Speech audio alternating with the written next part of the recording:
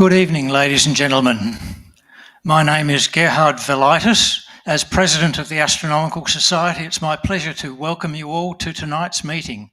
And it's a good one with our keynote speaker, Fredwatson, who will be coming on shortly. But first, some preliminaries. COVID is still with us, so I assume all you people sitting together know each other well enough to find who to blame if you catch it. And the other virus that's still with us, as always present, is our phones. So could you please put them on silent for the speaker, please? Emergency exits, the doors you came through at the very back, and in addition, the door on your right, which will also take you out to the safer areas should anything eventuate. Toilets, of course, the other thing to mention, also through the door, but keep on going to the very back of the theatre, and when you come back, make sure you come through the correct doors, this door being the one with the crowd behind it, obviously. So yes, welcome to our monthly meeting. Our mission in ASA is to observe, understand, share and enjoy the wonders of the universe. And could I have a show of hands of people who are not ASA members here tonight, who are visitors?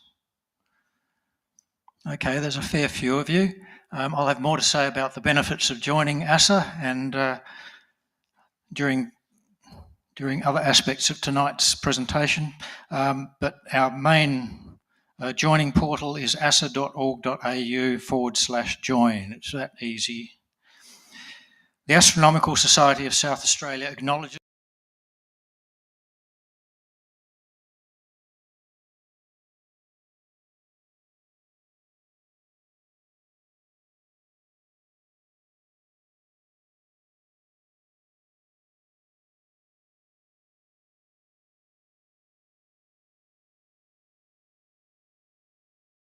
presentation by Fredwatson, but tonight we also have a door prize, being this fine volume, a book called The Universe, inside its own slipcase for protection, and co-authored by Fred. And I trust you all have a ticket either through the door or were given one while seated here.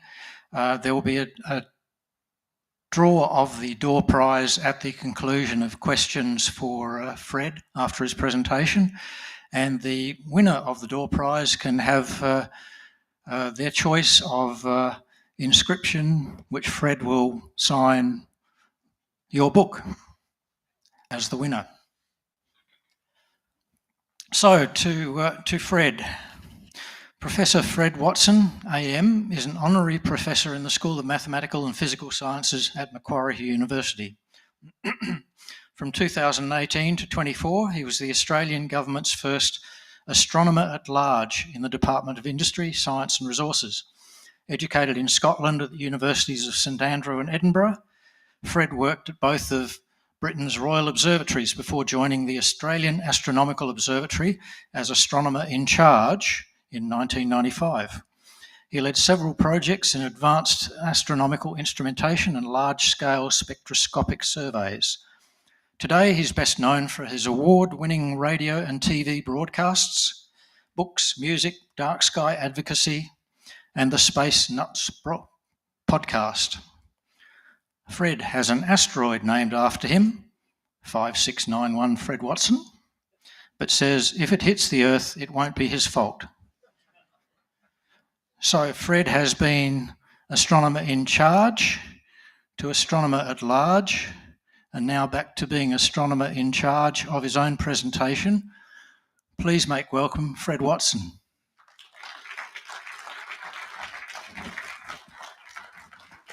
Thank you very much for that wonderful introduction.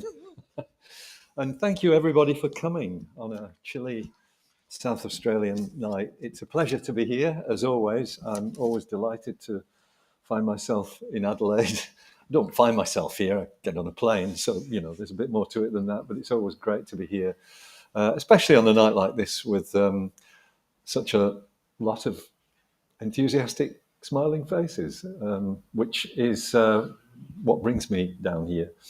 And I should say, I did a talk last night, and somebody, it might have been Joe, said I have a very relaxing voice. Nobody's ever told me that before, but that's why everybody goes to sleep in my talks. I've just worked it out. So I'm going to shout at you tonight. Let me bring up my talk if I can. Can we have a slide instead of this? We've got a slide. Okay. Just that button. That did it. Okay. So this is how I check that your projectors are good. And yeah, they passed the David Merlin test for true color rendition. David Merlin, you might know, very famous astronomical photographer, the person who colored the stars. He was essentially the first.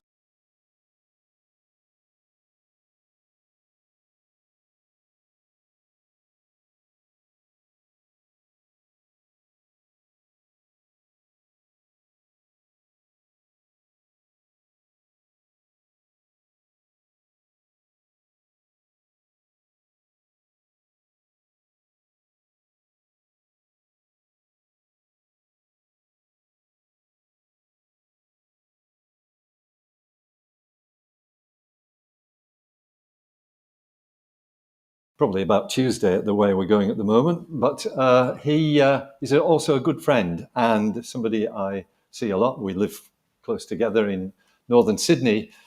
If he was here, though, giving a talk, he would be looking at that in the most minute detail, and he would probably comment on the fact, in fact, it usually did more than comment. He'd say, the contrast setting is wrong. Can you fix your projector?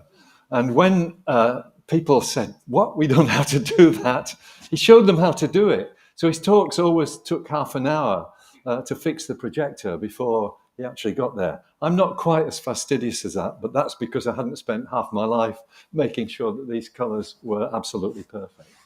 I'm going to have to stand on this side so I can actually see what's coming up. I don't want to see that guy behind me. You can't put both of them on the same screen, can you? Both images? Yeah, and then we don't have to see the old bald dude there. That would be great. There you go. Now everybody can see it. Thank you. And if you cross your eyes, you'll see it in stereo. It's great. It's brilliant. So I want to talk tonight about where I think our science is going. And a lot of what I say, I'm sure, will be familiar territory to you because you're astronomers and you love the sky and you know a lot about it. So forgive me if I'm telling you stuff that you already know. But what I want to do is perhaps build a framework of understanding that will get you as excited as we are in the world of professional astronomy about where we think discovery space, as the modern parlance goes, lies. So this is tomorrow's universe, the discoveries that will change science and how we will make them. That's me. You've just heard my career path a few minutes ago. So the reason why, so I was astronomer in charge of the National Observatory for 20 years. And then the governance of that observatory changed in 2018. Most of my colleagues went to Macquarie University. Some of them went to the ANU, but I stayed with the government. And so they decided they needed a new title for me. And somebody said, he's Astronomer-in-Charge. If we make him the Astronomer-at-Large, you've only got to change 4 letters on the office door. And so that's what I became. Nobody really cared that I had a different office in a different building at that stage. So that job lasted until the end of last year. I was the Astronomer-at-Large, did a lot of exciting things, worked a lot with colleagues at the Space Agency up the road, went to Vienna to talk to the UN about satellite constellations and things of that sort. So lots of great things happened, but the job came to an end, as these things often do. So I'm now officially the astronomer on the loose. And that's why I'm here. And I can say anything I like about the government, which I couldn't until the end of the year. And I might, as well as paying credit, so I've followed my colleagues to Macquarie Uni, that's the bottom line. But I also am indebted to a company called Dark Sky Traveller, which is operated by my nearest and dearest, Marnie Ogg. We've been working on this company, taking tour groups all over the world to places of historical and astronomical interest for almost 20 years. And so I feel I'm really, duty bound to regard that as one of the institutions that I am affiliated with, even though it's a company rather than an institution. I'm going to get out of the way of myself here. So, as always, a trilogy in 4 parts. If it was good enough for Douglas Adams, it's good enough for me. I'll say a little bit about many of the images that you're seeing now in a few minutes, because I want to explain what's going on. That's interesting. There's a little box appeared on my slide. That's probably from when we transferred it from one USB stick to another.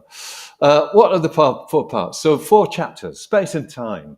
I want to lay out a few things that most of you, I'm sure, are well aware of, but it helps perhaps to start off the talk by discussing those. The state of the art, where we are with the kind of astronomical technology that we are using today to explore the universe. Many of those instruments and facilities will be familiar to you, but I might be able to shed a bit more detail on some of them. Then I want to talk about what's coming next in terms of our armory of equipment to explore the universe. And finally, we'll get to the real heart of this talk, which is the discoveries that I really believe will change science and how we'll make them.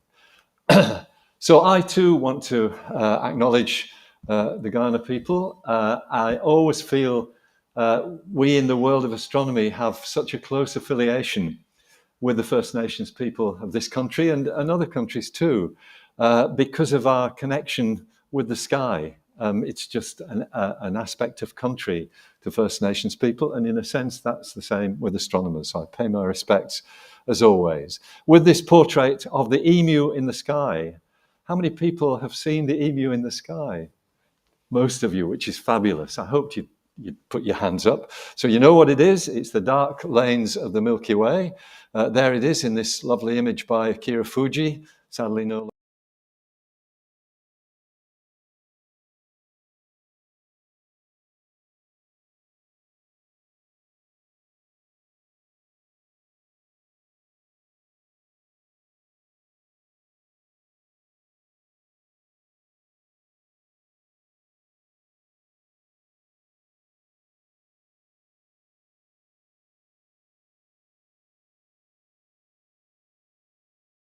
horizon, you will never forget it. It is an awe-inspiring sight.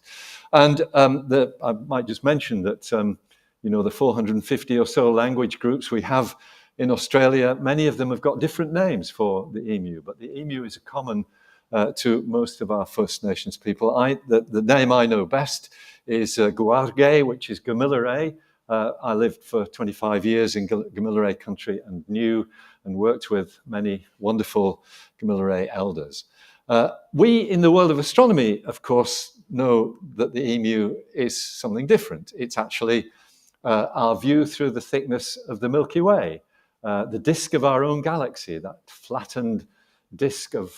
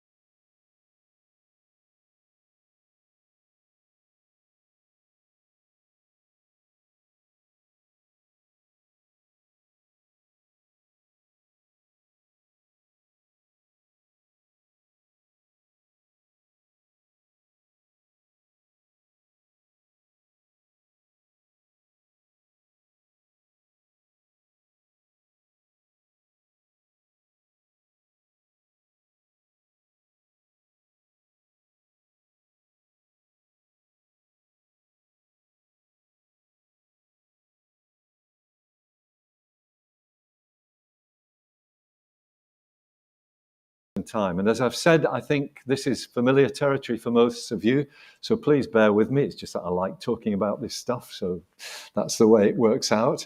And I want to start by this just a staggering conjuring trick that we astronomers have got. It's not a conjuring trick, it's a property of physics. The fact that we can always look back in time, directly looking back in time in a way that perhaps none of the other sciences can. Even geology, where you dig down and look at what's in the rocks. Yes, you're going back in time there, but it doesn't really compare with the vision we have in the world of astronomy. So this strange little cartoon represents a block of time, if I can put it that way, with the beginning of the universe at one end, the Big Bang, and the present day at the other. So we are here, approximately. In fact, on the original of that pointed to a galaxy, but that's fallen off, never mind. It's what happens when you move your PowerPoints around. But we're somewhere near there in the present day. So that represents our modern universe. But we're looking back in time because of the finite time it takes light and radiation to get from all these ever more distant objects. And you don't need me to tell you that when you look at the moon, you're seeing back 1.3 seconds. When you look at the sun, you're seeing back 8 minutes or so. Look at the nearest bright star, Alpha Centauri, you're looking back 4.3 years. The nearest big galaxy, you're looking back 2.5 million years to the Andromeda galaxy. And when you look at me, you're looking straight back to the 1950s. So that's a different mechanism, though. It doesn't work like that. So when we look back in time, we're seeing basically the contents of the universe, which is basically galaxies. We're seeing them at earlier and earlier stages in the history of the universe as we look further back. And you can see there that whoever produced this cartoon, and it came from the European Space Agency, had marked roughly where the Hubble telescope can see and where the James Webb telescope can see. And you can see the Webb is a bigger telescope, so it goes a lot further back. I'll say a bit more about both of those in a minute.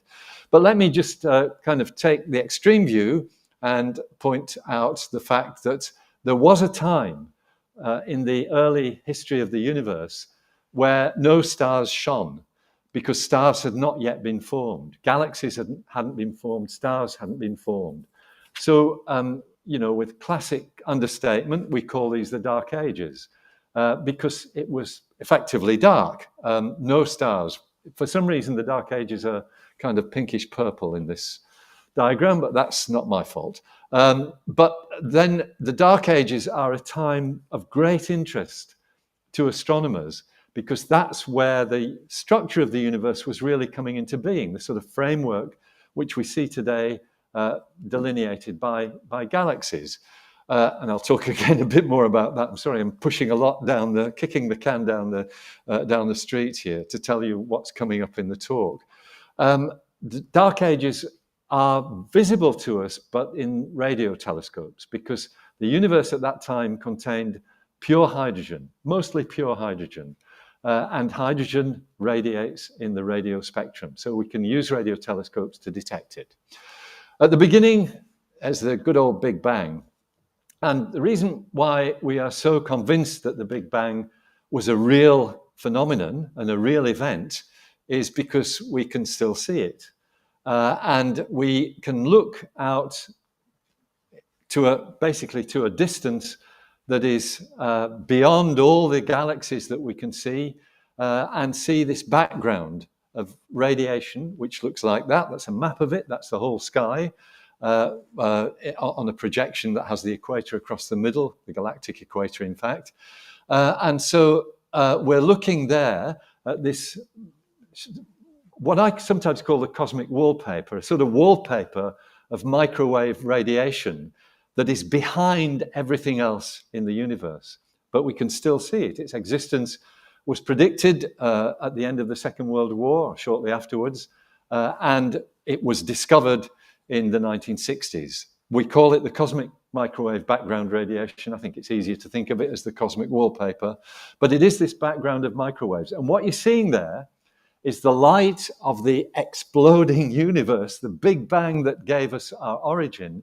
That light has now turned into microwaves. And that's because the universe has expanded by about 1,000 times since that wall of light was made visible, 1,000 times. And what that does is stretches the light waves to become microwaves. So we see this in the microwave spectrum. And those patterns that you can see on it, they come from slight temperature fluctuations in that wall of radiation, which we actually associate with sound waves in the Big Bang. We call them baryonic acoustic oscillations. It's a fancy word for the bang of the Big Bang. Sound waves propagating through that plasma that imprinted that pattern on the cosmic microwave background radiation. And we recognize those variations as the seeds of today's galaxies. If you fast forward 13.8 billion years since the Big Bang occurred. So that's the little brief introduction to space and time. Let me now move on to the state of the art, where we are with modern observatories and telescopes and the facilities that we have at our disposal, and perhaps some of the results that we're seeing. I've chosen as my background slide for this the Webb telescope's portrait of the planet Uranus with its ring system. I think that's an extraordinary image. There's a lot more than just the rings visible there. There are hazes in the upper atmosphere of Uranus. There's a cloud belt, that bright blob underneath the A. So lots to talk about, but I'm not going to talk about it because we're not doing Uranus tonight. We're doing other things. Let me begin the state of the art by taking you to the place that is most familiar to me. I worked for 25 years on this site at Coonabarabran, or near Coonabarabran, in northwestern New South Wales, in Gamilaroi country. This is the mountaintop it's called Siding Spring. It's Wurrut in Gamilaroi language. And in fact, it's a peak in the Warrumbungle Mountains. Again, a Gamilaroi word meaning crooked mountains. That large dome structure that you can see there is the dome of the Anglo-Australian Telescope, the biggest visible light telescope on Australian soil. And it probably always will be for reasons I'll come to in a few minutes. I love this picture, which was taken just before or just after sunset. There's dispersing cloud to the west. It foretold a really good night of observing on the telescope. And you get an idea of the scale of it by the walkway that runs around the base of the dome. I'm sure you might have heard me say this before, but I do blame having worked in that building for 25 years for my hairstyle. I ended up looking like it, and I'm sure it's just because of that familiarity. Inside the dome, I might just pause there because I've made that point that our key astronomy facilities have always produced not just outstanding science, but technical spin-offs and major regional benefits. In particular, Coonabarabran, we were always very proud of how much it became a magnet for tourism, how many of the visitors that came to that part of New South Wales were coming especially to see this instrument. Inside the dome, the telescope itself, a 3.9 meter diameter mirror. Oh, your PowerPoint's done wonderful things to my fonts there, and you should have checked this through, but never mind, I don't mind different fonts, and I hope you won't either. So the biggest telescope on Australian soil. And I might say that its dark skies are protected out to a radius of 200 kilometers from the dome.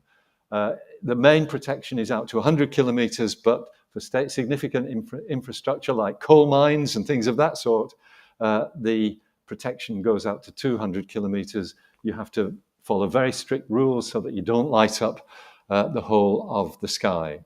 And last year, it celebrated its 50th birthday. It was opened in 1974 on the 16th of October by a young gentleman who simply signed his name Charles in the visitor's book and has been running fabulously ever since.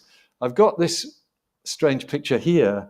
I think I am the person in Australia who has the longest connection with the Anglo-Australian Telescope because I worked for the company that built it. Before the mirror was delivered to be polished, I was a young optical physicist at the factory of Sir Howard Grubb Parsons and Company Limited, no longer in existence, and first encountered the AAT back in 1969. And I think that means I go back further than anybody else here in Australia. There are one or two people in the UK who probably predate that, who are still around, who were colleagues of mine in my first job after university. We celebrated the anniversary with a party, as you do. It was a symposium which we held last October with some of the great names of Australian and British astronomy present there. There are all kinds of faces, some of which you might recognise. And we had a great time. And we also got a letter from the King, who remembered his words. Well, he didn't. He looked them up, or somebody looked them up for him. When he opened the telescope, his words ended, his speech ended with, "I have great pleasure in declaring this aperture open." And in his letter there, he recognized that he declared the aperture open.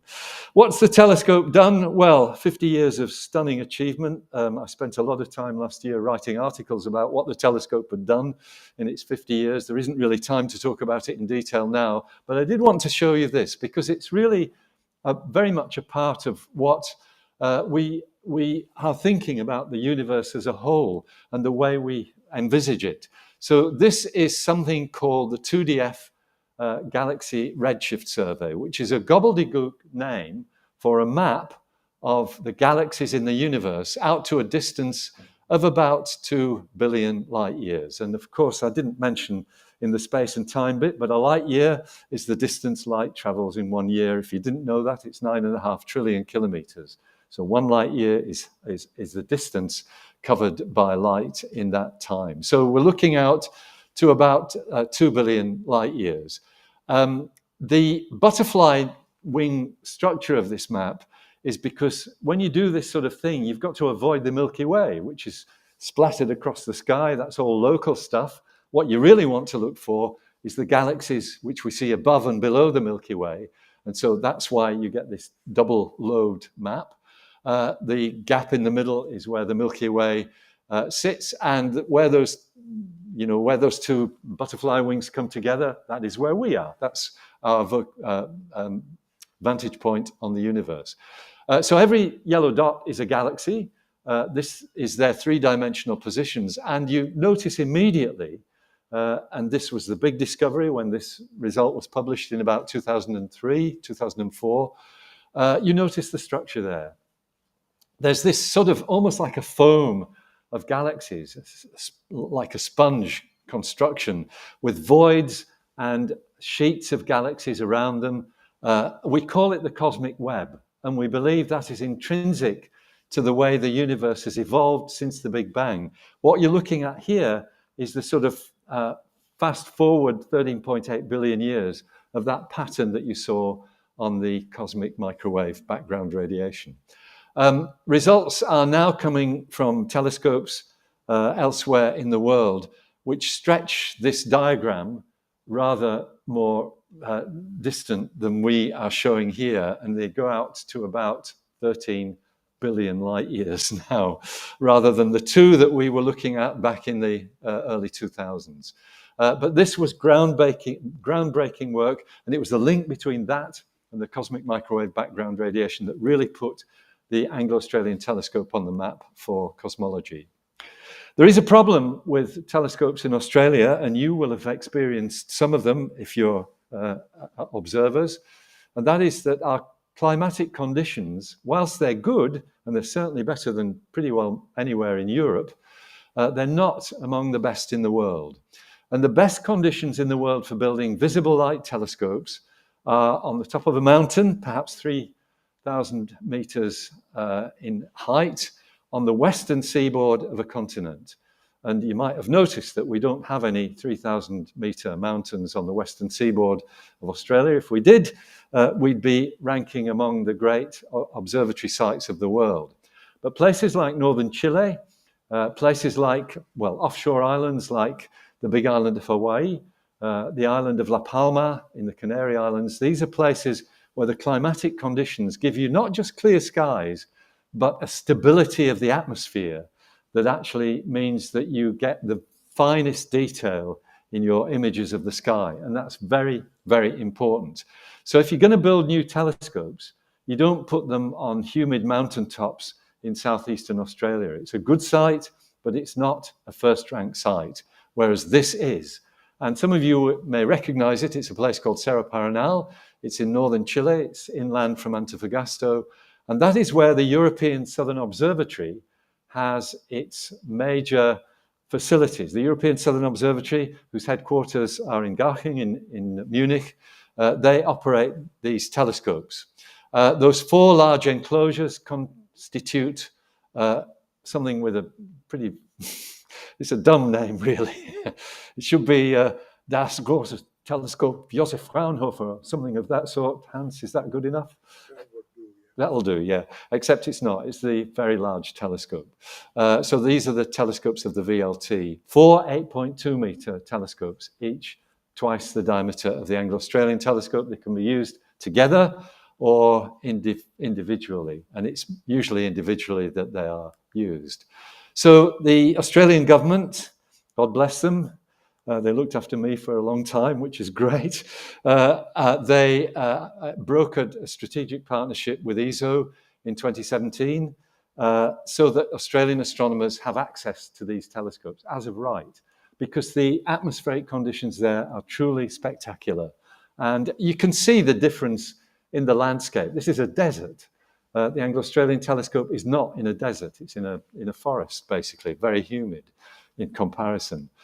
So this is now very much the instrument of choice, or the instruments of choice for Australian astronomers.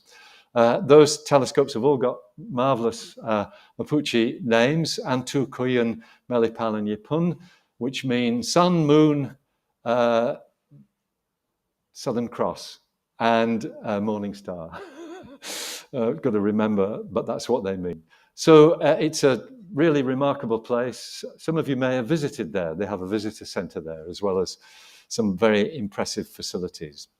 Let me turn now, though, to the radio world, because Australian astronomers have been pioneers and leaders in radio astronomy since the Second World War, along with the other great players in that science, which are principally the United Kingdom, the Netherlands, Germany, great players in radio astronomy, and Australia has shared that too. And you will all, I'm sure, recognise the Parkes dish on Wiradjuri country at Parkes. Very much an iconic facility with that giant reflector. I always think this is one of the most, I don't know, impressive looking telescopes in the world. It looks as though it just grew there. It's got quite a remarkable appearance about it, even though it's been going for the last, well, more than 50 years. It's more than 60 years. 1961 was when it was opened. Today, the emphasis in radio astronomy, the Parkes dish is still operational, just like the Anglo-Australian telescope is, still producing fantastic data. But the focus is further west at a place in Western Australia. It's about 350 kilometres inland from Geraldton, and that is called the CSIRO. It's got a long, complicated name. CSIRO Murchison Radio Astronomy Observatory in Yarimana, Ilgari, Bundara, which is Wadjuri for Sharing Sky and Stars. That's the full name of the facility. There is now a facility there called ASCAP, which is an abbreviation for Australian Square Kilometre Array Pathfinder. I'll come back to that a bit later in the talk. But ASCAP is actually this array of dishes, which are steerable, like the Parkes dishes.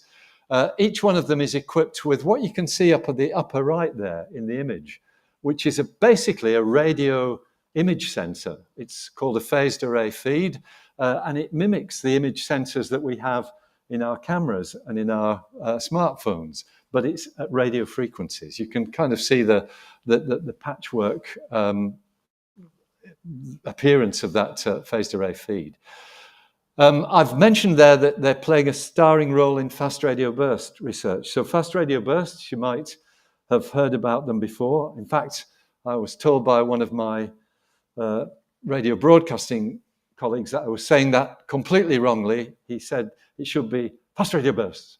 That's the correct way to say it.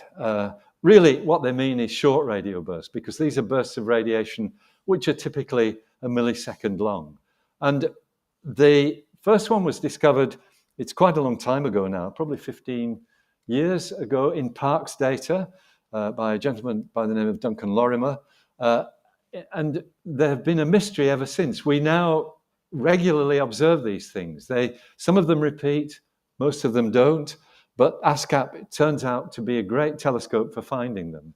The current theory as to what they are is flares on highly magnetized neutron stars. Neutron stars are collapsed objects the size of a city, but with the mass of a star, very dense.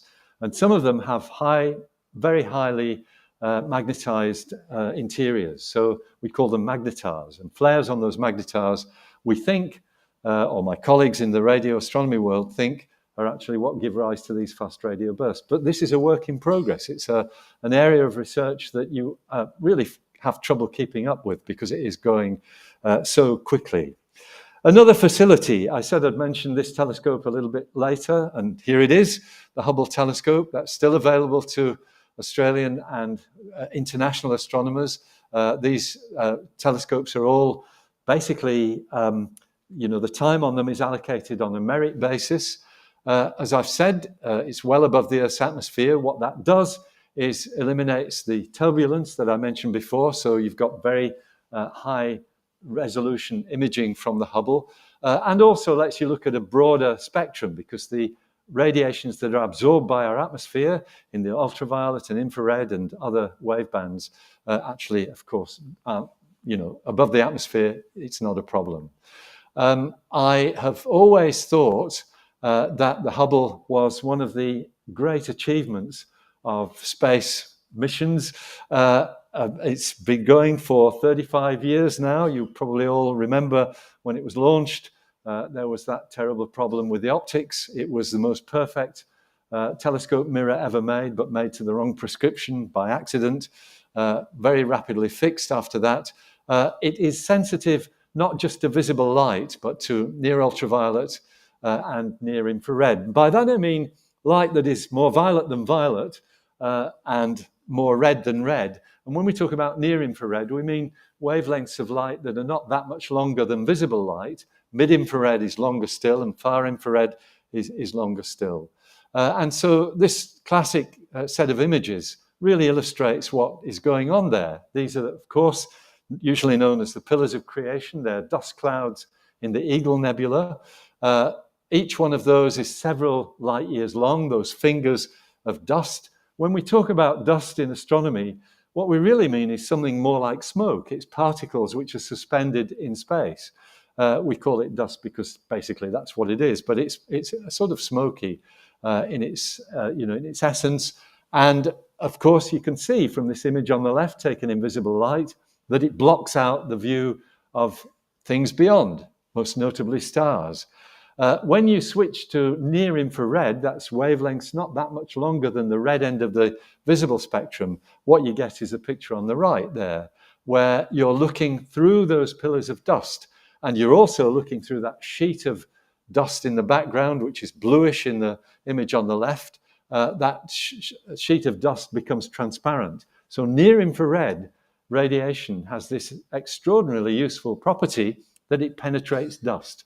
And that we're seeing that classically portrayed in that image on the right, with star formation taking place at the very tips of those fingers. And that's what the bright spots are on the right-hand image. They are where new stars are being formed. So classical stuff. Now, of course, we have this, the James Webb Telescope. That is the world's largest space telescope. Its mirror, compared with the 2.4 meter diameter, 2.3 meter diameter mirror of the Hubble telescope, 2.4 or 2.3, yeah, you know what I mean. It's 6.5 meters across and consists of 18 segments, which are key to making big mirrors, because we now find it easier to make segmented mirrors for big telescopes. In the era of the Anglo-Australian telescope, it was one block of material, a kind of glass ceramic that has a zero expansion coefficient, it's called Servit in the case of the AAT. Those similar materials are now used, but in very thin segments, to make a mirror that you can computer control by means of actuating fingers behind it to form a contiguous shape that mimics a much larger mirror. So there we are, 6.5 meters across, 18 segments covered with gold, because gold is a much better reflector of infrared radiation than silver is, and the telescope is actually an infrared telescope. The other reason for making this instrument with a segmented mirror was so you could fold it up and put it in the nose cone of an Ariane spacecraft, which is how it got to its situation 4 years ago now, 3 years ago when it started work. A bit more than that, 3.5. So there it is, and you can see how much bigger it is than the Hubble telescope. I've got one picture showing really a good idea of how big it is when you put human figures next to it, but also to show you just one example of what it does, along with the examples that you saw earlier, one of the grand design spiral galaxies and the planet Uranus as well. This, of course, is those same pillars of creation. This is a near-infrared image taken with the near-infrared camera, showing that penetration of dust that you can see in the background. You're not seeing the sheets of dust in the background, you're seeing right through to the stars beyond, and you're seeing much more structure in the clouds of dust in the foreground, or those fingers of dust. You're seeing much more structure in those than we could see in the Hubble image.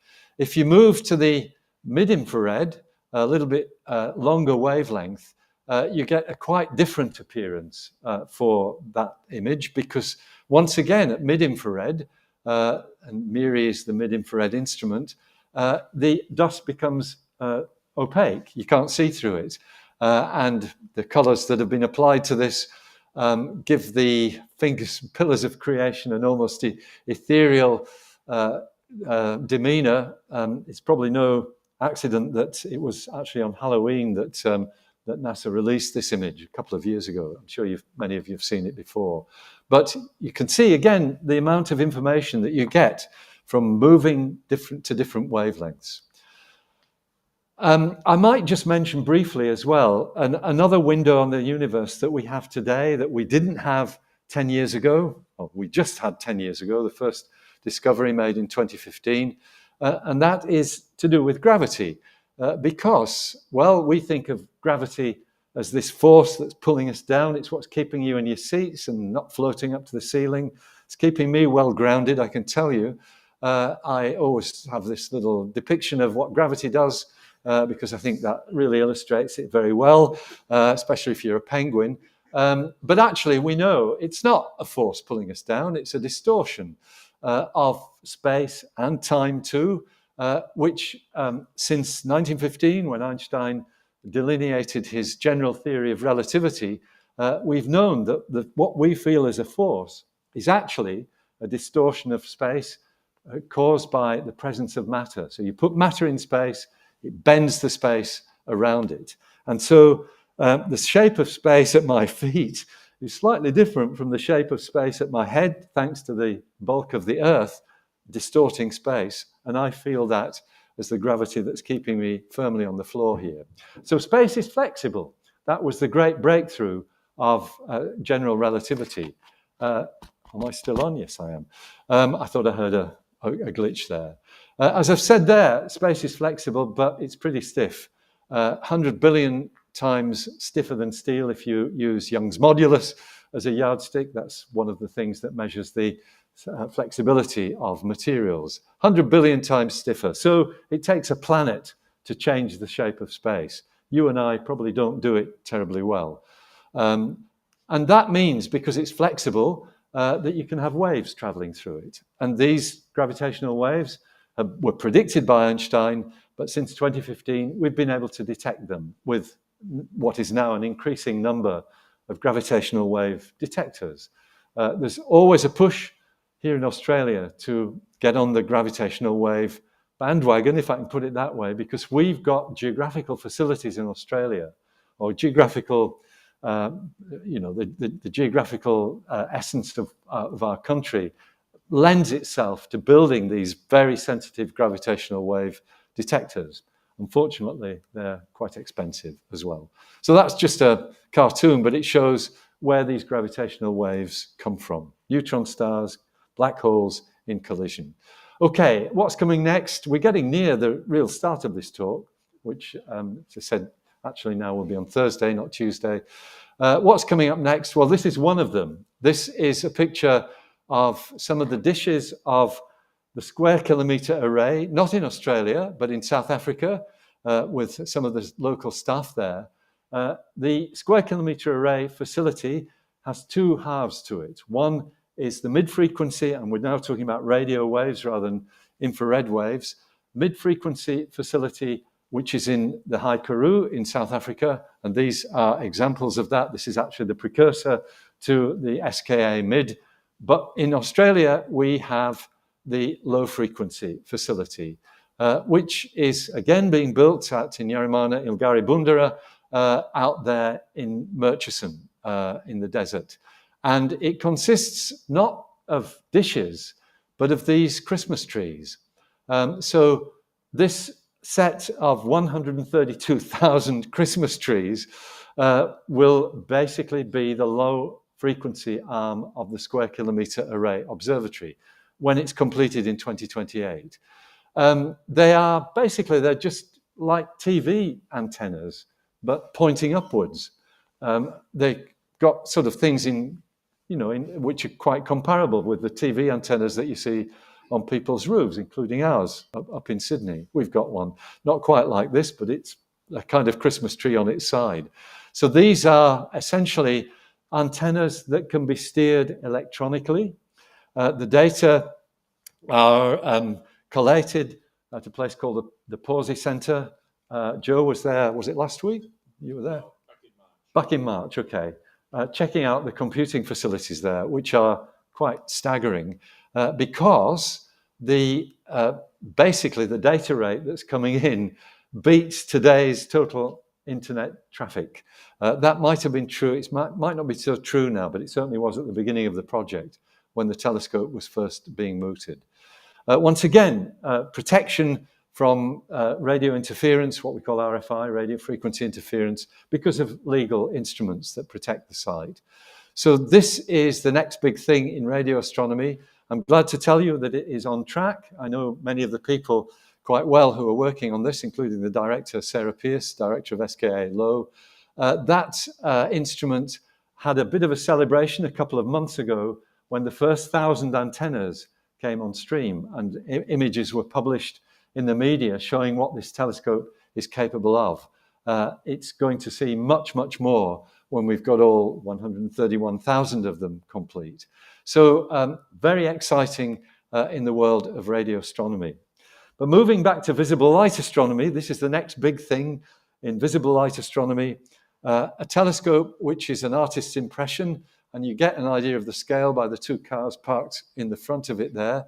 This is the really eloquently named extremely large telescope, the ELT, which is operated, or being built, I beg your pardon, and will be operated by the European Southern Observatory, which we've just been talking about. So this is on a mountaintop, about 20 kilometers line of sight from Cerro Paranal. It's called Cerro Amazones, and it is going to be the world's biggest visible light telescope with a mirror 39.3 meters in diameter, exactly 10 times the diameter of the Anglo-Australian telescope mirror. So it means it's got exactly 100 times the light grasp of the Anglo-Australian telescope.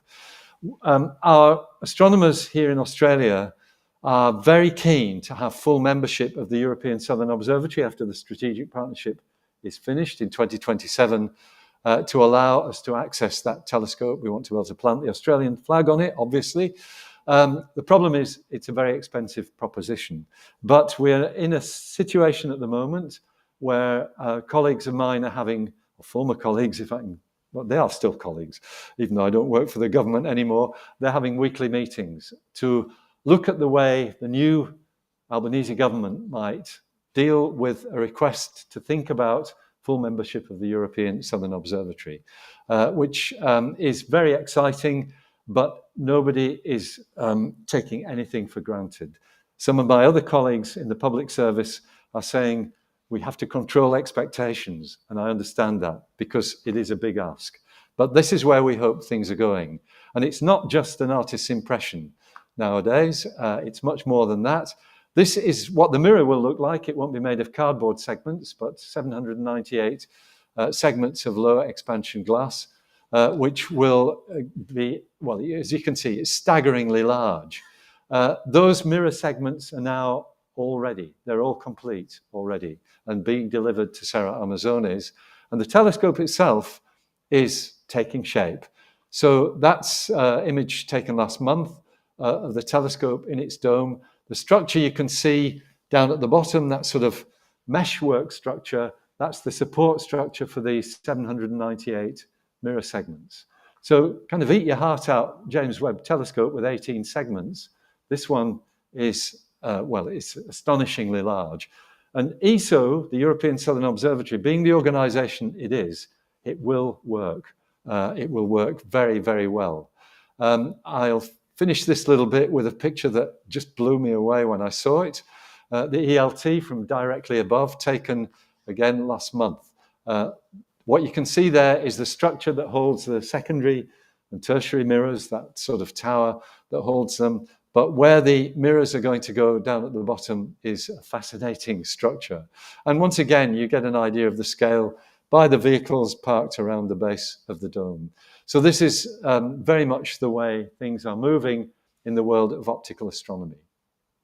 So let me start the talk now, because this is really what I want to tell you about. How are we doing for time? Are we still okay?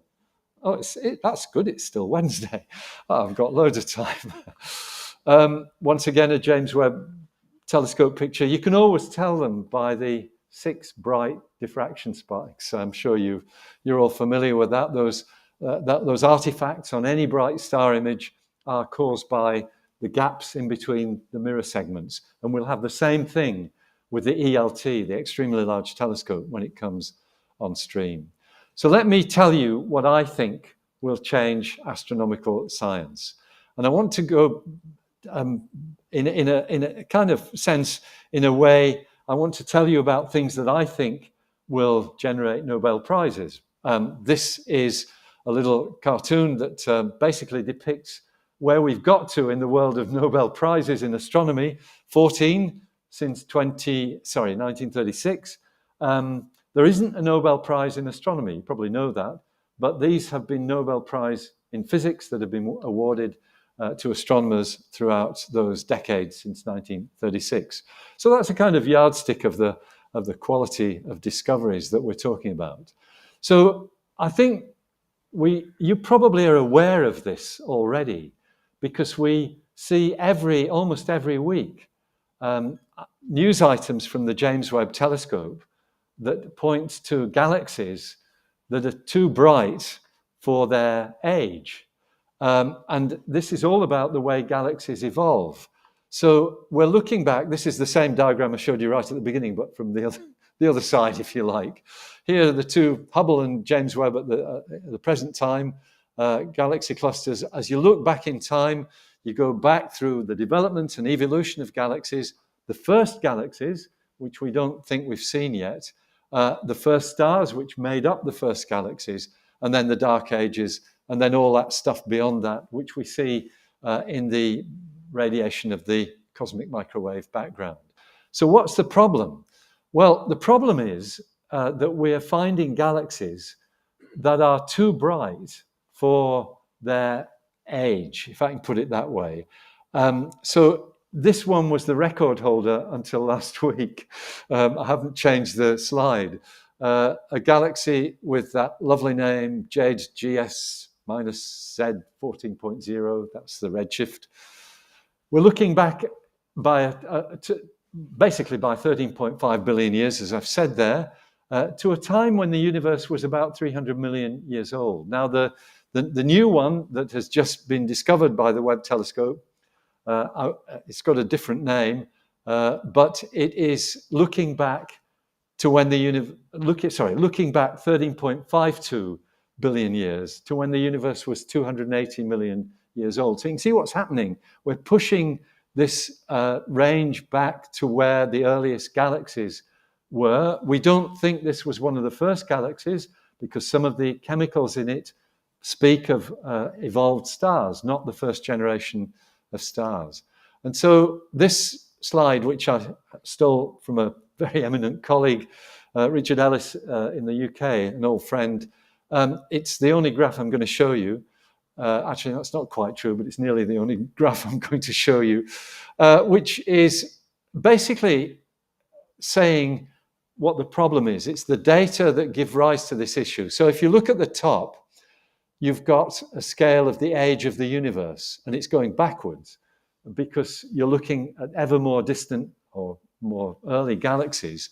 And so some of the data points that you can see are about when the universe was 300 million years old. So you're talking about looking back 13.5 billion years, as I just showed you. Our theoretical understanding of the way galaxies evolved follow that line called theory, and that's the brightness of galaxies, basically up on the left-hand side. And you can see that the observations that are being made are too bright. They're all sitting above that theory line. So we do not understand why galaxies in the early universe seem to be more mature than they ought to be. And Richard's put a few suggestions in his slide there. Ejected dust, something saying that maybe they've got rid of a lot of dust so they look brighter than dustier galaxies. Supermassive stars, that's a possibility. We know that the very first stars to be formed in the universe would have been supermassive stars, perhaps up to 100 times the mass of the sun. Bursty star formation, work that one out. I've no idea what he means by that, but you kind of get the drift. Star formation taking place in bursts, so these things look brighter than expected. He makes that point because I think a lot of people say, or they think, well, are we seeing galaxies here that actually tell you the Big Bang's all wrong because they're in existence where we didn't think they would be? And the answer is no. These all fall within, they're all in front of the cosmic wallpaper, if I can put it that way. They are all within our look-back time. There's nothing that we'll see beyond the cosmic microwave background radiation because we can't penetrate that at all with electromagnetic radiation. So I think when that's sorted out, and these are the questions, young galaxies in the infant universe are brighter than they ought to be. Why? We don't know. It's all those reasons on the right there. We'd also like to see the first stars in galaxies. Now, the Webb telescope probably will not see that because we think they were formed around 200 million years after the Big Bang. The Webb is still not capable, we think, of seeing galaxies back to that time, but it is possible we might be surprised. So watch this space. I think we'll be seeing more answers in terms of these galaxies. I think whoever solves the problem of why galaxies are brighter than they should be is going to get a Nobel Prize. So I think this is a Nobel Prize winning discovery. One that's related to it, and I'm sorry this cartoon is a little bit, opaque. It shows a depiction of a supermassive black hole in a cartoon with a jet coming out of it, which we know these things do. That what they do is they accrete material around them, which is that swirl of stuff you can see going around at 3,400 kilometers per second. And the magnetic field of the black hole steers some of that stuff in these perpendicular jets. Now, supermassive black holes, we thought until very recently, take a long time to form. The thinking was that in order to generate a black hole with, like this one, this is one of the early galaxies that the Webb has observed, although depicted in a cartoon, 150 times the mass of the sun. And you know that because of the speed at which the stuff is rotating. That's what tells you how massive it is. We find that very hard to understand because the thinking was always that you would form stars and galaxies first. There might be a black hole in the middle of the galaxies, which could have been formed by exploding stars, which would gradually grow as it sucked in more and more material, the gas left over from star formation, other stars. So we always thought that the growth of supermassive black holes was a slow process. but yet we're seeing them when the universe was only 300 million years old, which flies in the face of what you might call the conventional wisdom. So once again, the questions, and once again, a Nobel Prize for the answer. Supermassive black holes in the infant universe are bigger than they ought to be. And why is that? There has been some recent work on this, which is not yet Nobel Prize winning, I don't think, but it suggests that the black holes themselves grew first. They grew before the galaxies in the very early universe by clouds of gas that simply collapsed on themselves without going through the process that we think forms most black holes, which is a cloud of gas collapsing to form a star, which burns its fuel out very quickly, and then, because it's gravitationally unstable at the end of its life, collapses further down to form a black hole. That was the old thinking. The new thinking tends to be suggesting that the black holes may have been resulting from simply clouds of gas that collapse without forming a star in the process. So there might well be scientists who are on their way to that Nobel Prize now. Let me take a little breath here and tell you a little bit more than I have done already, about one of the other things that's a big puzzle. And you will, I'm sure, be aware of this, the mystery of dark matter. And it goes back to Fritz Zwicky, this Swiss-American scientist, extraordinary gentleman.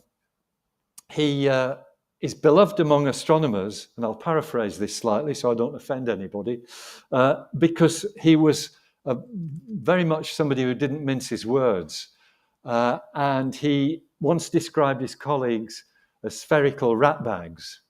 And when asked why they were spherical, he said, because they're rat bags whichever way you look at them. And that's a sphere. So he didn't say exactly that, but that was more or less the gist of it. Anyway, a great character, somebody of great fascination to historians of astronomy, of course, no longer with us. 50 years ago, he died. But he did discover this mystery, which is still with us today. This is observations he made in 1933 of the Coma galaxy cluster, Coma Berenices, a northern hemisphere constellation. Berenice's hair, beautifully named. It has this cluster of galaxies in it, which is very beautiful. It's a dense cluster of many, many galaxies, thousands of them. And he figured he could measure the speeds of these galaxies as they sort of swarmed like moths do around a flame. They swarm in the sky. You can measure their speed with the Doppler effect and spectrographs. And he realized that this cluster, they were moving so quickly, they should have disappeared eons ago, that the cluster should have basically fallen apart. But it hadn't done. It's still a cluster, even though it's probably something like 10 or 12 billion years old. So he was surprised because he realized it would need more stuff than he could see to keep the cluster together. He was very surprised. There you go. I told you he was surprised. And I'm sure that's what he said.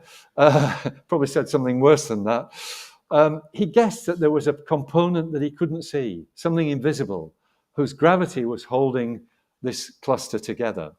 Fast forward to Australia in the 1970s, Ken Freeman, a good friend and colleague at the Australian National University, he won the Prime Minister's Science Prize a few years ago for this work. He essentially rediscovered dark matter in the 1970s because he found that galaxies were spinning too quickly to stay intact if all that you could see was all that there was there. Both these discoveries, I have to say, and I think I've got a rotating galaxy there just to show what I mean, these discoveries puzzled the astronomical community to the extent that in Zwicky's era, people read the paper, you can still see it today, it's in the astronomical literature, and didn't understand it. Nobody could work out what was happening. So it basically was ignored. And the same thing happened to Ken Freeman. In fact, he's written a paper recently about discoveries that were ignored, naturally, because he made one of them. But he also mentioned, I spoke to him not very long ago, he mentioned a paper in 1959 by two other scientists, Kahn and Vulture, about the Andromeda galaxy in relation to our own galaxy. that if you look at the way they're gravitationally interacting, it looks as though there needs to be more matter there than is in either of the galaxy's stars. And once again, that was ignored. I've got the reference if anybody's interested. It was Vera Rubin, a great American astronomer who sadly we lost on Christmas Day in 2016, who really put this problem firmly on the map because her 1978 discovery was that, yes, they are rotating too fast, these galaxies, but if you imagine that there's a halo, a kind of cocoon of dark matter around them, whose nature is unknown and which we can't see because it doesn't interact in any way other than through gravity, then you solve the problem. If that dark matter exists, you can understand why the galaxies remain intact. That's the other graph I was going to show you. For those of you who are aficionados of galaxy rotation curves, that's what it is. That's a graph of the speed of rotation of the Andromeda galaxy as you go further out from the center. And it should fall away. The rotation speed should fall away if all there is there is what you can see, but it doesn't. It stays level. It's what we call a flat rotation curve. There's Vera much later in her life. She obviously had a particular style of clothing, which I like very much. Those 1960 and probably 2000, early 2000 pictures show very much that same collar style. Modern measurements. Well, we know from measurements which are made now not just of galaxies, but of the cosmic web, that structure that I showed you, we know that a factor of about 5 is the factor which dark matter outweighs normal matter, whatever it is. And because of this clustering around galaxies, we know that it likes to be where visible matter is. And in fact, we now think those two facts are very heavily entwined.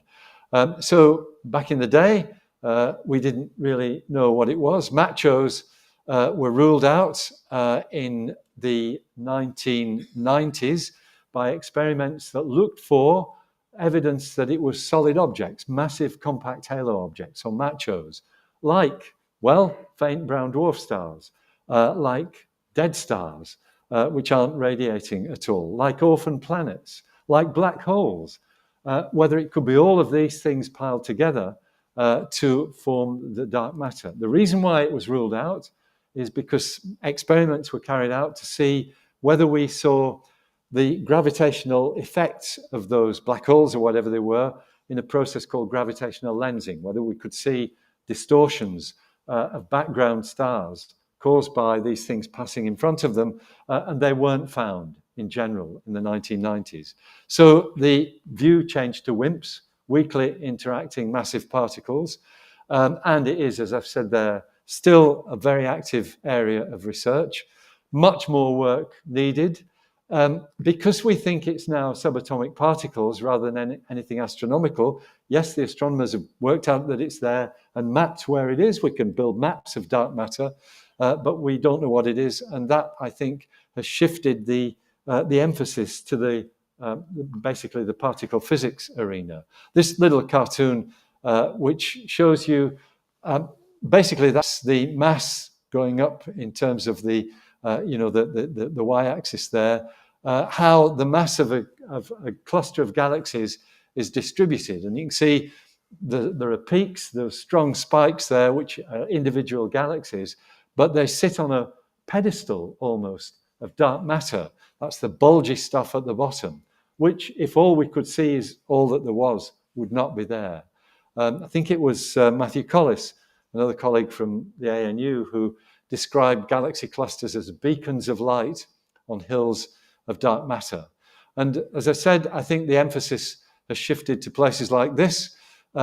This is me very, very delighted to be in the compact muon solenoid cavern of the Large Hadron Collider a few years ago, which is that giant atom smasher on the Swiss-French border. The beam was switched off. We were very fortunate to be there when the beam of subatomic particles, which are colliding at almost the speed of light, they weren't switched on. So we got a chance to look at the hardware. Now, the LHC, the Large Hadron Collider, does not seem to have the required energy that you need to find what dark matter is. It's limited by the diameter and the energy that you can put into it. And so essentially, the thinking is that they need a bigger one. And that's on the agenda. It's called the Future Circular Collider. The LHC has a diameter, a tunnel length of 27 kilometers. The Future Circular Collider is about 100 kilometers. And as you can see on that depiction, it's very big, it's very expensive. They are saving up to build it. The CERN, the European Centre for Nuclear Research, they expect it to be finished in 2070. So don't hold your breath for dark matter, because I think this might be our best bet for working out actually what it is. And then, well, maybe 2 Nobel Prizes when we do find out what it is, because it is such a big puzzle. I'm very nearly at the end of my talk, so I don't want to keep, it's getting a bit late. I hope I'm not overrunning too much. Oh, you're all asleep. Oh, that's all right. Yes, here's a gentleman. I was with him last week. He was giving a talk at the Press Club, the National Press Club. He looks a bit different from that now, because he was for 8 years the Vice-Chancellor of the Australian National University, and I think that is a process that would age anybody. He's still looking well, though, I have to say. So you probably know what I'm going to say, because Brian Schmidt won the 2011 Nobel Prize for Physics, along with 2 colleagues. One of them, but the 2 colleagues were both in the United States, to basically for the discovery that there is something that we don't understand about the expansion of the universe.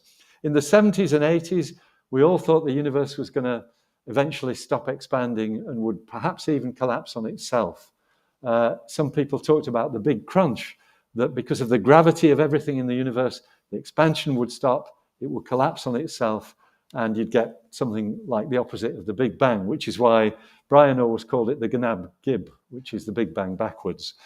So the Gnab-Gib was perhaps what people thought might be the ultimate fate of the universe, but he and his colleagues discovered that it's actually accelerating. The expansion is getting faster, and so we have this concept of dark energy, which is even more embarrassing than dark matter, because we've no idea what it is.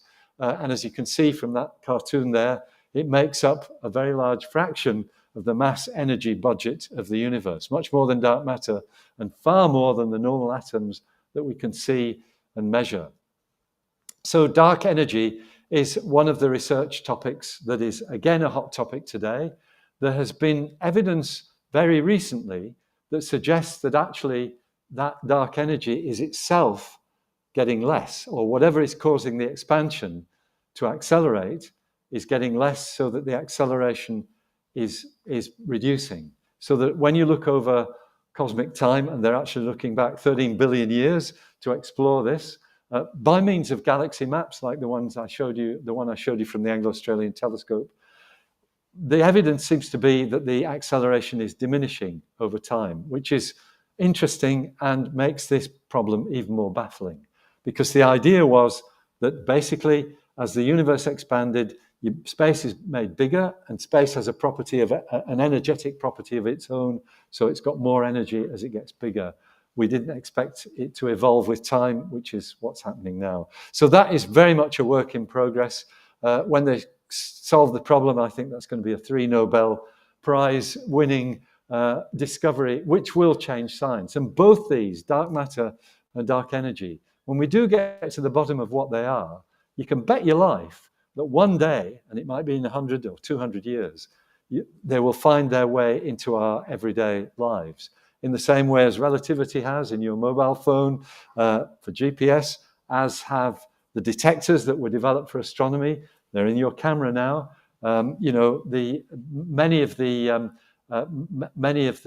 attributes of science that were thought to be really completely random are now used for everyday purposes. Wi-Fi also came from radio astronomy. It was a radio astronomer, John O'Sullivan, who developed Wi-Fi. So maybe those Nobel Prizes, they seem to have disappeared there.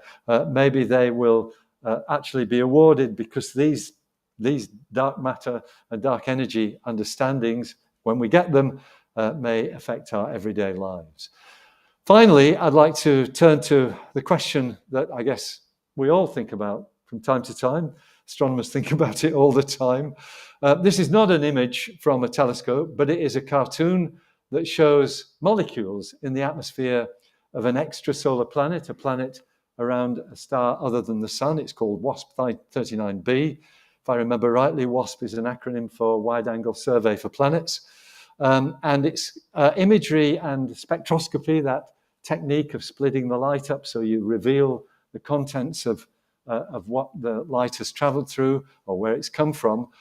They have revealed with the James Webb Space Telescope the compounds that are in the atmosphere of this star. And so we find that it contains things like sodium, potassium, water. Water is the most common two-element molecule in the universe, so you'd expect it to be found everywhere, and it is. Carbon dioxide, carbon monoxide, sulfur dioxide. These things have all been found in the atmosphere of, in particular, WASP 39b, but many other extrasolar planets that the James Webb Telescope has looked at. And these are typically a few hundred light years away. They're kind of on our celestial doorstep, although still too far away by a long way to go and visit. But the question is, you know, if we found things like oxygen out of balance with carbon dioxide or ozone in an atmosphere, these are produced generally by life processes. And so they're called biomarkers. What if we find those in the atmosphere of a planet? Now, within the last 2 months, this has become a very big question, because 2 months ago, scientists, if I remember rightly, led from the University of Cambridge, made discoveries in the atmosphere of a planet called K2-18b of a chemical called dimethyl sulfide. And dimethyl sulfide on Earth comes from living organisms, basically ocean-based organisms. They emit this gas. And so there was a big fanfare of discovery. You may have read it in the media. Have we discovered life on K2-18b? And so because of observations made with the James Webb Telescope, immediately what happens is two things. First of all, astronomers look at how real those observations were. Is it really dimethyl sulfide, or is it something else that whose signature you're mistaking for dimethyl sulfide? And that actually seems now to be the case, that it's a mistaken identity. But at the same time, astronomers and astrobiologists were looking at the question of whether dimethyl sulfide really is a biomarker. Is it always produced by living organisms? Or could you have some non-life chemistry in a different environment from our own planet, like the surface of K2-18b, that causes it to be formed in another way? So it raises enormous questions. So as yet, the jury is still out. I think basically the dimethyl sulfide discovery is actually a mistaken identity. I think it's probably something else. Nevertheless, this is pointing the way of the future. We may very well find that there is as to the best of our understanding, an unequivocal detection of life processes, if I can put it that way, in the atmospheres of an extrasolar planet or an exoplanet. But then there's another possibility that we might find things that here on Earth we know are only produced by industrial processes, nitrogen dioxide in quantity, chlorofluorocarbons. These chemicals don't occur because of natural chemical reactions. They would be called technomarkers, because if you find those, and it may not be those particular ones, it might be other ones that are more cast iron as a technomarker, but if you find them in the atmosphere of an exoplanet, then you may have the discovery that we have for the first time found intelligent life beyond our own planet. That would be the discovery of the millennium. The discovery of, biomarkers of any kind, if you could be absolutely certain that that's what they were, would be a huge discovery. But technomarkers would be an enormous discovery. And in fact, I'm reckoning probably 12, maybe, something like that, for these scientists who made the discovery. My only hope, however, when and if we do find extraterrestrial intelligent life, is that it is actually more intelligent than life on our own planets. Which brings me, ladies and gentlemen, to the end of my talk. I'm sorry it's gone on for too long, but thank you very much for your attention and for staying awake. Thanks ever so much. Yeah. Thank you, Fred. There's one more slide if you click it. Oh, okay. Let me flick the other slide. Oh, that's me. Don't want him. Oh, yeah. Now, a couple of things just before we get into questions. I have a offer of a runner to do the questions from the back of the hall. Could he come forward, please? And also requesting any remaining ticket stubs for the door prize if there's any further to bring forward into the door prize selection facility. All right, thanks. Okay, any questions? One right off the bat. It's always at the back. Thank you, Fred. Fantastic talk. When you were talking about the extremely large telescope, I'm over here, mate. Oh, there you are. Yes, Yeah. it's Joe. I thought I know the voice, but I can't see him. Yeah, Sorry. when you were talking about the extremely large telescope, I just wanted to remind everybody in the audience that about 2 months ago, ABC Science Show devoted a whole show to the extremely large telescope. It was excellent listening. I recommend everybody go out there, find that podcast and have a listen to it. Really, really good. It was Jonathan Webb who did that. And the person who brokered that visit is standing right in front of you. Well done. Yeah, it wasn't me doing it well, but I managed to make it work. And Jonathan went to, in fact, they were going to send me at first, but I was a public servant then, so I couldn't go and complain about the government not spending enough money on astronomy. So Jonathan went and did a fabulous job. You're absolutely right. It's well worth listening to. It's a terrific podcast. He did it beautifully, far better than anything I could have done. It's great. Yeah. Any further questions?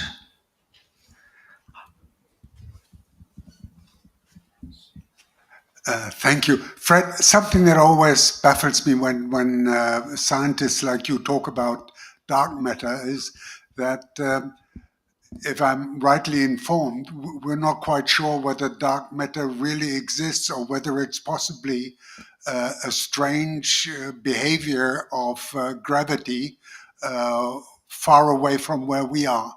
How does that all fit in? Is it still a seriously considered possibility that dark matter is just an illusion, that in fact we are observing behaviors of gravity that we don't understand?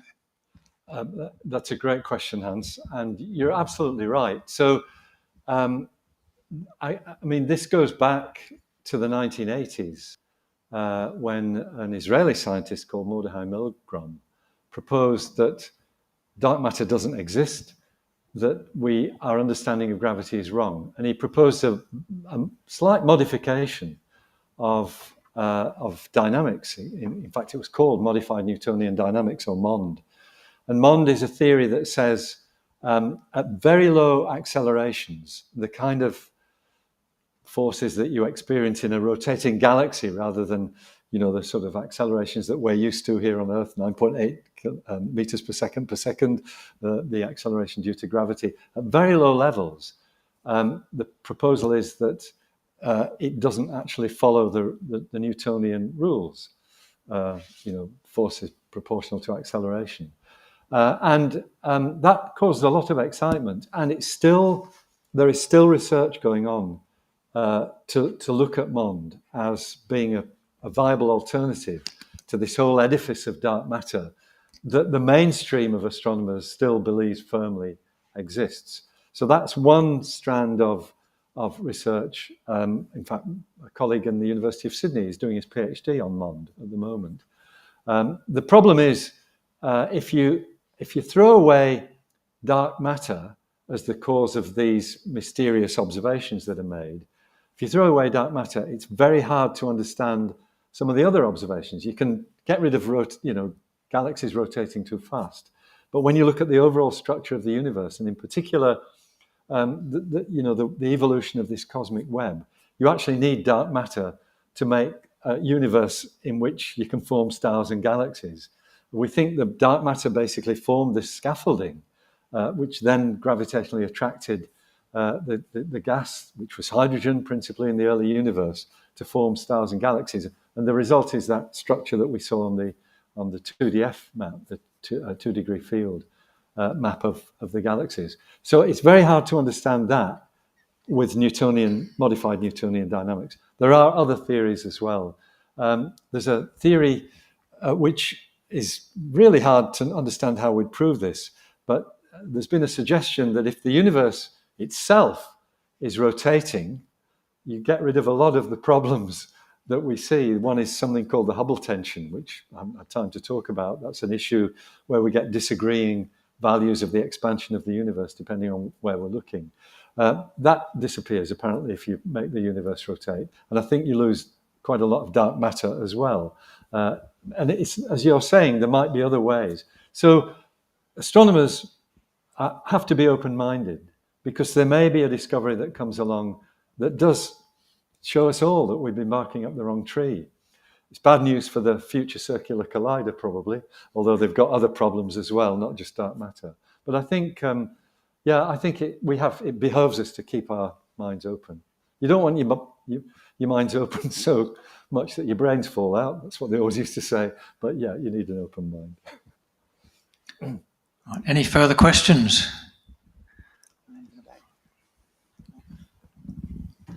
I think so.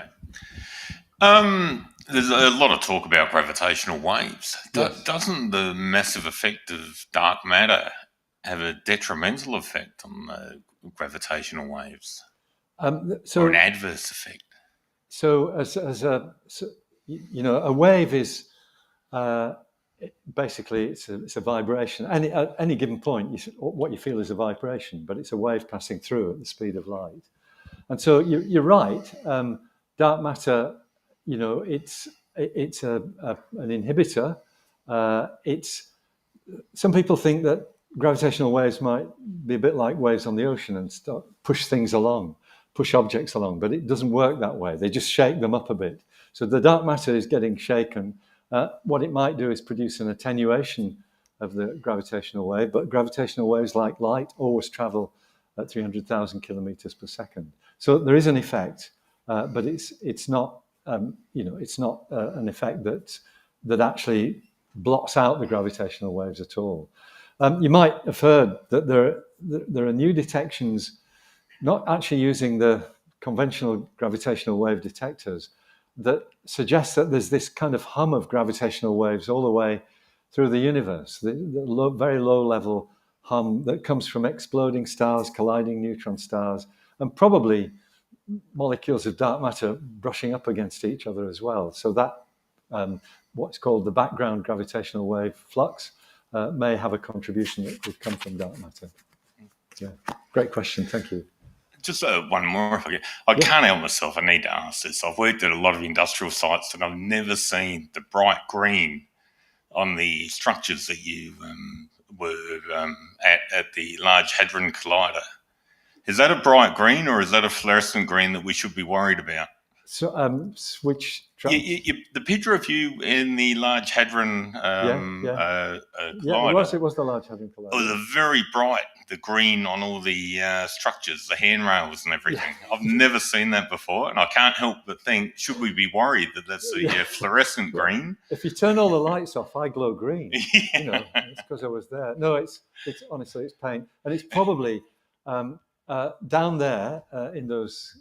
There are 4 big caverns along the 27-kilometer circumference. It's all fluorescent lights, which are rich in green, as you probably know. So I suspect that's just an effect of an old digital camera, because that picture was taken quite some time ago with fluorescent lights. But a nice question, yeah. Okay, we've probably got time for maybe 2 or 3 more questions. So first, thank you. Sorry, not particularly a scientific one, but what kind of national investment would be involved to get us in the door of the VLT? Very good question. The answer is big.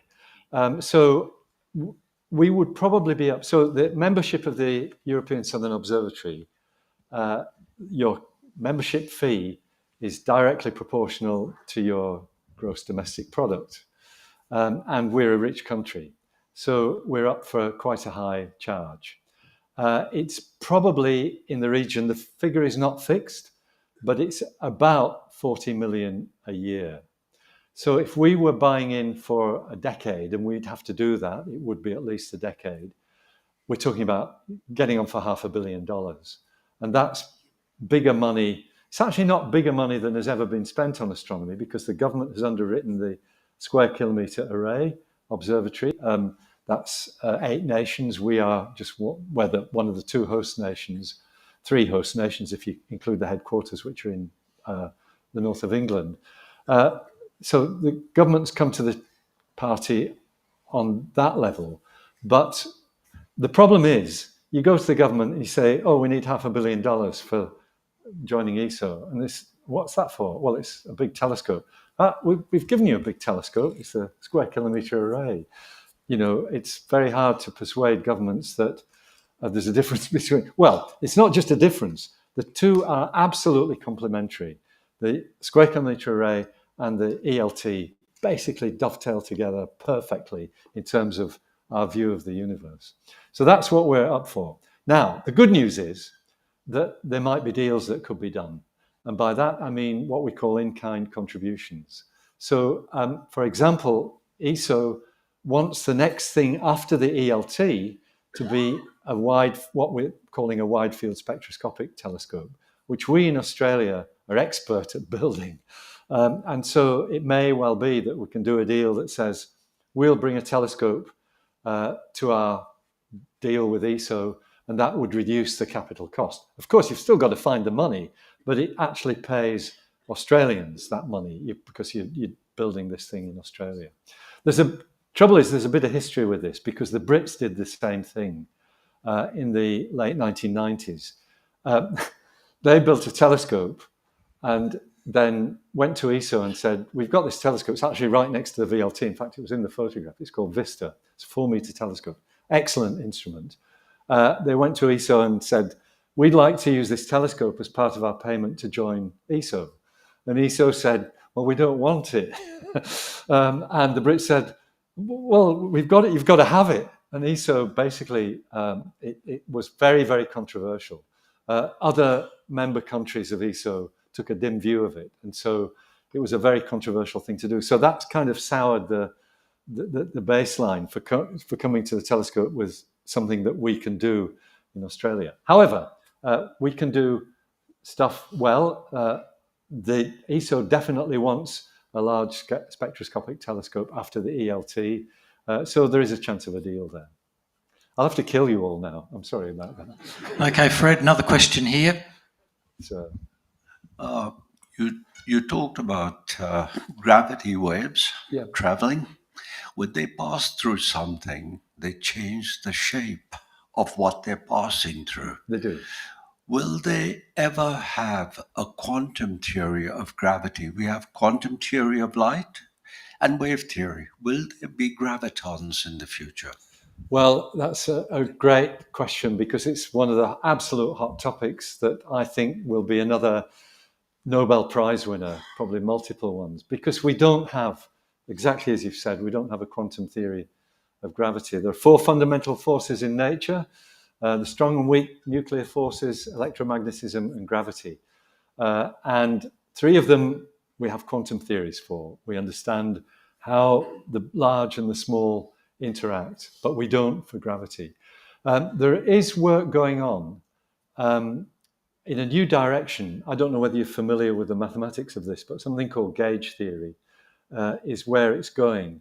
The idea of melding relativity, which is the theory of gravity, and quantum mechanics, which is the theory of the very small. So there are promising new directions, but I think, Einstein spent the last 30 years of his life trying to work this out. I think we're still maybe a long way from it. But you're right, that should be one of my discoveries that will change science. Because if we know how to deal with gravitons, we might be able to change gravity. do you think the work, you see, my knowledge ends at the work of Richard Feynman. Yes. Do you think QED would come into it? Do I think what? Sorry. Quantum electrodynamics? Yeah, yes. So people, quantum electrodynamics, Feynman diagrams, all of that great stuff that he proposed. These people, that's what they live and breathe, the people who are working on this kind of theory. It's very much their stock in trade. Okay, look, perhaps that's it for questions at the moment. And sorry, one more question at the back, last question at the back, before we draw the door prize. I'm sorry to go on so late. Sorry to take so long over the top. Sorry, was there a question at the back? No questions. Okay, good. Let's move straight to the door prize. Now, the rules for the door prize are the ticket holder has to be here because they have to talk to Fred after the meeting to work out what Fred will write in the book for them. So, without further ado, drop them in. Okay. No pressure here. I'll shake the bag to randomise the ticket stubs. And Fred will draw his first ticket to see if... Are there more than one? Just one. Yeah. Make Okay, sure I'm it's just jiggling them one. about. I'm feeling for the one that you gave me a $5 note for earlier on. Yeah. All right, here we go. And I'm going to not even look at it, but hand it to Gerhard. All right. You Okay, can this read keeps it it all above board. The winning ticket is a green ticket, C72. Could you raise your hand? Hey, we have a You're winner. the lucky person who'll come down at the end of the meeting and talk to Fred about this fine volume and what you want written in it, along with Fred's autograph. So congratulations to the winner. Thank you. Thanks, Gerhard. Now, as is customary, just before Fred sits down, we have a small presentation to make ourselves. On behalf of ASA, you've provided another fantastic talk tonight. It's always a pleasure having you here, and tonight particularly I guess we've seen a number of fantastic acronyms come up like WASP and machos who give way to wimps. So next time you come, we hope to hear more acronyms for new discoveries and that sort of thing, and that small presentation should help clarify your thinking as you prepare your next public speech. So thank you very much, Fredwatson. Ladies and gentlemen, please thank Fred for the last time.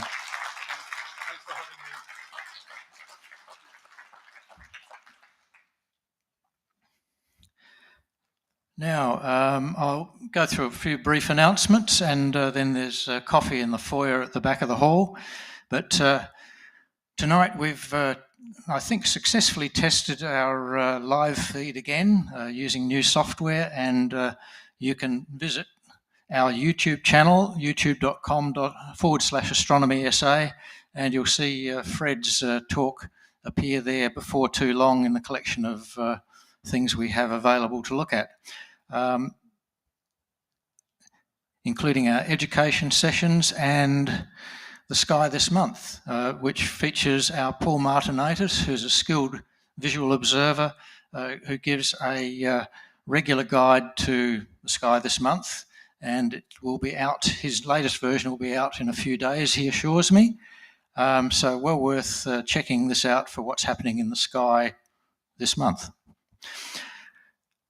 The annual ASA Awards, particularly for members, are a few weeks away in terms of closing, 4 weeks away till closing. We're looking for Service Award nominations and our Imaging Awards. I won't take too much time to read anything there, but our Imaging Awards in particular are judged by independent judges to find the winners there, and our Service Awards need nominations to be considered by our awards committee. And in particular, we have our annual dinner in September. I forget the date. 6th of September, so put that in your diary for further details to be announced. Yes, the slide talks here, 6th of September, there you are. Some of the images from our talented imaging group, which were shown in last year's awards. And the winner of the last year's award, shown on the bottom right there, Big Things Are Afoot by Paul Montague. Things happening in ASA, particularly for members in June 2025. ASA at home this coming Friday, I think, 13th. No, Friday after, sorry. A number of things happening on the 21st of June with Stockport, Tuparang and Meldanda sites open, depending on the weather, of course. And Stockport gets an extra night on the 28th of June. And an astro imaging special interest group meeting on the 10th of June. Members, keep your eye on ASA Chat for late breaking details, particularly for meeting links on Zoom, and in particular for any last minute cancellations due to weather at our member nights. While we look after members, we also look after the public, and our next public star party is Saturday the 16th of August, and there'll be more details on our website, asa.org.au, as we get closer to that date. Member nights are always good fun, and one of the main benefits of members, being a member of ASA, is the ability to look through other people's fantastic telescopes, and here we are at Stockport in red light conditions to maintain night vision. And while on the subject of night vision, one of our members, Marie, could you stand up, please? Yeah, Marie is looking at producing a T-shirt that promotes dark skies and control of light pollution, and will be seeking interest from our members via ASA Chat in the first instance as to how many people may be interested. So if you want a closer look at the T-shirt design, Marie will be at the back of the foyer during coffee, and you can check it out there. But we hope to have a sample T-shirt available potentially for our next meeting. So thanks, Marie. ASA Council, you see the names there, but in particular we have some vacancies. We might have some good news on a couple of those vacancies coming up shortly. But particularly for those who have been in ASA for a while and have got value out of it, please consider giving something back by volunteering for council. We have some information merchandise at the back of the hall as well, so have a look at what we have available. For members also, remember our sponsors, Adelaide Optical and Bintel. Mention you're a member of ASA and get a discount. ASA membership is as low as $25 a year. Admittedly, that's for students, but you can see the automatic scrolling. You can see the things that members get, being the green dots versus the public activity. So if you've seen value in ASA tonight, consider joining. You can follow us on social media through our Facebook and YouTube channels, in particular, Astronomy SA. And thank you for all our helpers tonight, and congratulations to Scott for walking us through our first successful test of our new live streaming software. So at the very least, we should have recordings available for members in particular to look at next time they visit our website. Thank you all for coming tonight. It's been a fantastic night, a great audience. Thank you all for making the efforts on a cold, bleak night. All the best until we next meet. Thank you.